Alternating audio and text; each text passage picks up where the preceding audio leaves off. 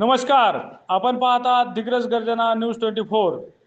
आजची मोठी बातमी. हवामान विभागाच्या इशाऱ्यानंतर यवतमाळ जिल्ह्यात पुढील काही दिवस मुसळधार ते अतिवृष्टीचा अंदाज व्यक्त करण्यात आला आहे.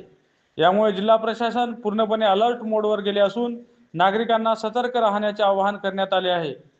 जिल्हाधिकारी कार्यालयाकडून जारी करण्यात आलेल्या सूचनेनुसार नदी नाले तुडुंब भरण्याची शक्यता असून सकल भागांमध्ये पाणी साचू शकते. त्यामुळे नागरिकांनी अनावश्यक प्रवास टाळावा आणि सुरक्षित ठिकाणी राहावे. आपत्ती व्यवस्थापनासाठी महसूल, पोलीस आणि आरोग्य विभाग सज्ज ठेवण्यात आले आहेत. धोकादायक ठिकाणी बॅरिकेडिंग करण्यात आले असून बचाव पथके तैनात आहेत.